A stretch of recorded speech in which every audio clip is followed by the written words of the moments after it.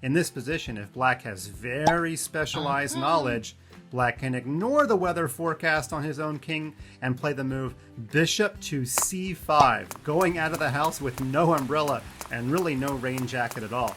What is black doing? Have you ever looked at the weather forecast and ignored what the weatherman had to say? Yeah, that doesn't usually turn out so well. You walk outside without your umbrella and boom, you're caught in the middle of a storm. But wait, you say, the weatherman is not always right, and indeed, sometimes in chess you can ignore the forecast. It's not often, but today we're going to look at a couple of examples. In our first position, black is up a knight, but white plays the move queen e2 to pin the knight to the king. Now normally Funmaster Mike tells you to answer an attack with a defense, but unfortunately here, if you play a normal defensive move, like for example pawn f5, then white just puts pp on the pp and your knight is almost certainly a goner. Now you might try a different move, like queen e7, but after white castles, and then you castle, you still have this really annoying problem of the knight being pinned. Rook to e1, and your knight is almost certainly a goner, because even if you guard it again, I think pawn f3 is eventually going to happen. So, in some positions where you don't have a normal defensive idea, you can simply ignore the threat. Not really do a counterattack, but just ignore.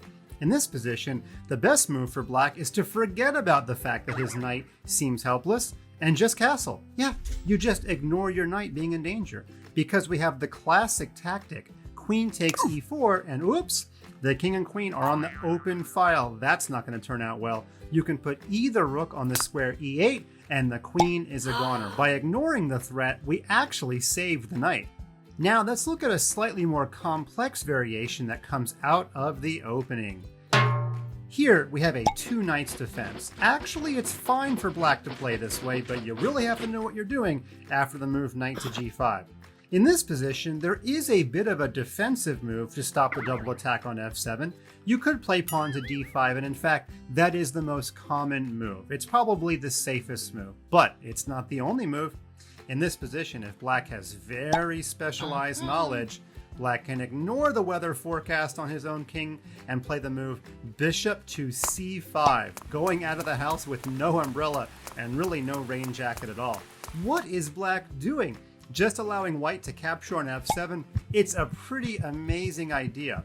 Now white can capture with either piece, but let's say that white captures with the knight. That's the most tempting because you're forking the queen and the rook. In fact, you're going to ignore both of these threats again and play bishop takes f2. This is the whole point of this bishop c5 idea. Now white probably should play king to f1, and the game is still incredibly interesting after doing so, but let's just say white plays king takes bishop. This has been well researched and well studied by a whole group of really dedicated chess players.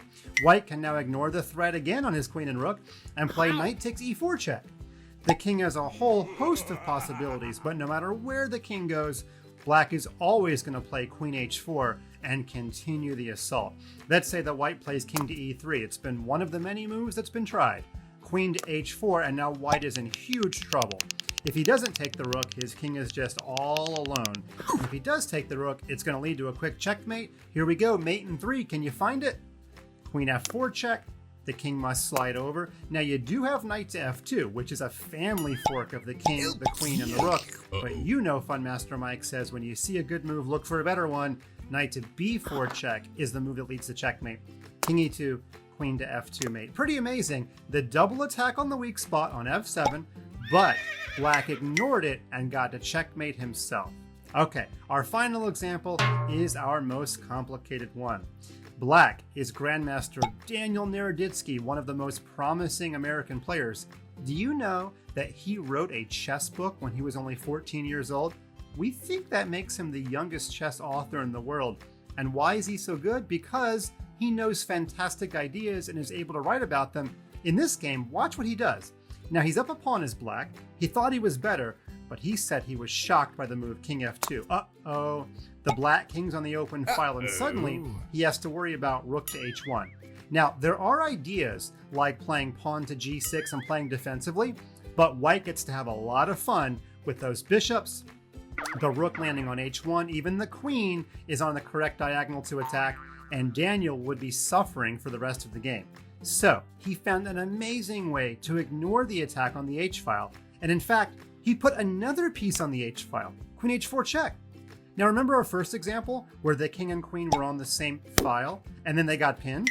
Well, it looks like Daniel is just inviting a pin on the h-file, but actually he's going to get to the white king one move first. Okay, king slides over this way, obviously. He wants to keep the rook's path to h1 open, but then Daniel finds a move that really only grandmasters could possibly find. He ignores everything on the h-file, and he plays knight to b3. Unbelievable chess move. Let's go through all of the possible scenarios. First of all, if white plays knight takes knight, that undefends the c4 square, and after bishop c4 check, the king has nowhere to hide. He is caught in his own tornado. The only way to survive is to eventually give away a whole bunch of pieces on the d3 square, and black is just completely winning. So let's go back, and let's say that white does not play knight takes knight. Instead, he might play rook to h1 anyway. And after rook to h1, here is the whole point of this idea of ignoring on the h-file. Rook takes knight, again, opening up the c4 square. And here's what would happen.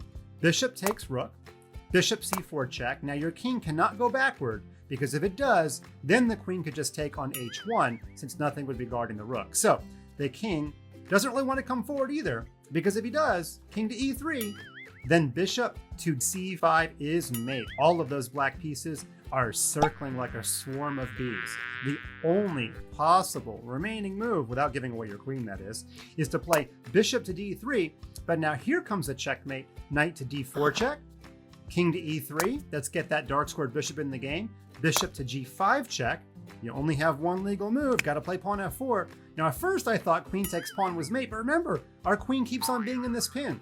So black has to get after the white king in a different way. Bishop takes f4, the only move is the king to walk forward, and then Daniel gets to mate with a pawn to f5. All the while, his queen was in a pin. Amazingly, he ignored all of the attack on the h-file and went on to win. Yes, these are very special circumstances where you can look at the weather report, see the clouds in the sky, and completely ignore what's going on outside. But to be a superstar chess player, you have to know the exceptions. Sometimes you can ignore the threat.